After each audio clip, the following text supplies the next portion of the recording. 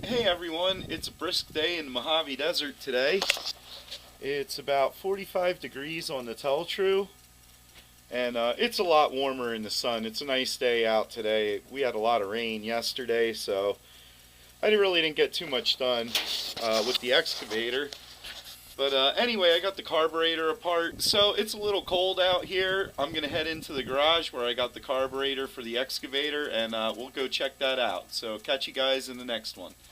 Alrighty, so here we are in the garage, and I'm really glad this is done. On a day like today and a project like this, it's nice to come in here and have a nice warm place to work. Over there I got my torpedo heater, which I hope doesn't kick on while I'm talking, and it keeps it absolutely warm in here. It's awesome. I even keep the door open, it's no problem. But anyway, let's go over this carburetor. I just want to do a quick disclaimer before I start talking about it.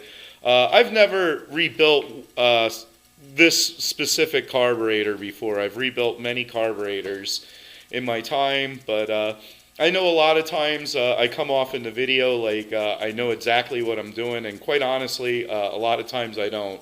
A lot of times I just pull stuff apart, have a look at it, and rebuild it, and that's kind of the case with this carburetor. So let me go over a couple of things I've found so far. Yeah, normally the carburetor would sit like this, and there goes the torpedo heater. So be right back.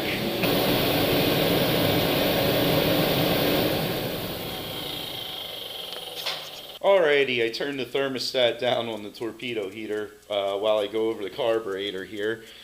So yeah, this is the carburetor for the excavator. Normally it would sit on the intake like this, and this over here on the side is the bowl. I've removed the float and the needle and the seat. Right here's the float, and the needle and seat on this was kind of interesting. I don't want to lose any of these pieces because they're a little tiny. But here's the needle and the seat, and there's a little spring and like a metal stem there.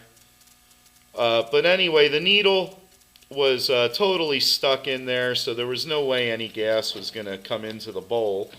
But when I took the bowl off, there was gas in here, and I don't know how well the light is. I am standing directly beneath it, but there definitely could be some more light in here.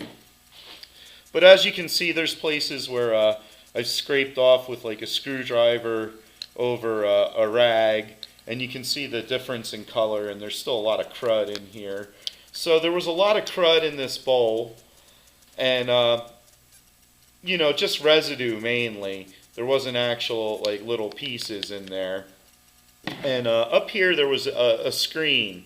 I've taken the screen out. I don't know where it is, but the screen was pretty much clogged. This was really cool. They had these two fittings below the bowl here, and I took them out, and take a look at that. That is completely clogged. I'm going to have to give that a really, really good cleaning. I've never seen anything quite like that. I just wanted to get that on film. This is, oh my God, I just poked through it, which it doesn't matter. I got to clean it all up. But look at that. Absolutely horrible. So yeah, there's no way these jets were getting any fuel. I'm surprised anything could get through here with it, with that much crud. Look at that, big chunk. Alrighty, so I'll stop going on about that. I'm going to take the rest of this apart, possibly. I might take the top off. Alrighty, so I've taken the top of the carb off to try and get a better look inside here, and a lot of this stuff on the inside is pretty filthy as well. A lot of these screws, and yeah, there's a whole lot of jets and stuff going on here. I'd imagine, yeah, there's a jet. You can tell somebody's been in here. That's a little boogered up. But basically what I'm going to do is I'm going to try and just blow air through these jets and hopefully clear them out. I've got the primary jet seems to be fine, but these other gates, this especially this one down here on the other side, this one does not open at all, and I really have no idea what's going on with it.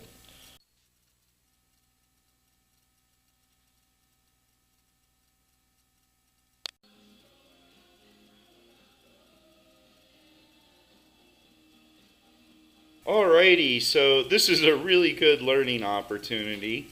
Occasionally you will run into situations like this, and I'm kind of glad this happened, although I think I've wasted just about the better part of an hour trying to clean this jet out. You can see it is a carburetor jet, and it was, where was it? It was over here, right?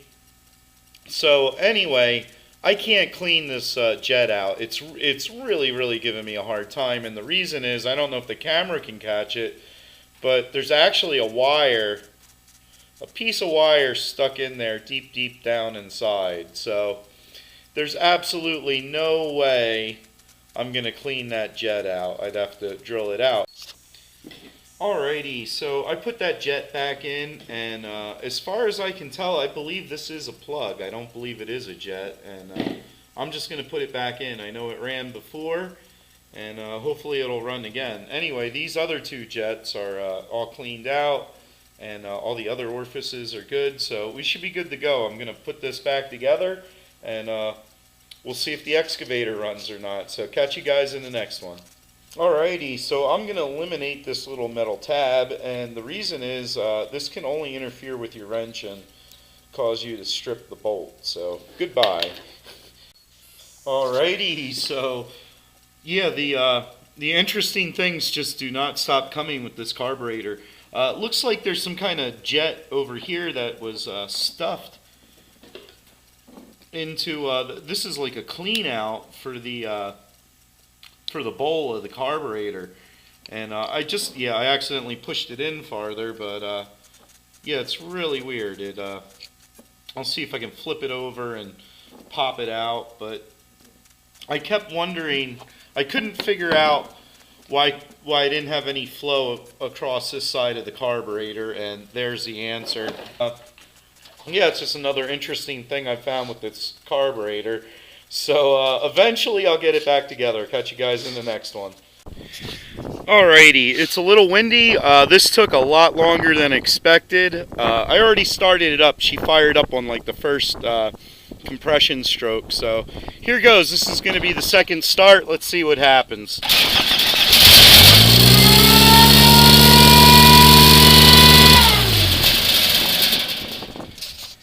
Alrighty, I am super happy about that. That carb is working just fine.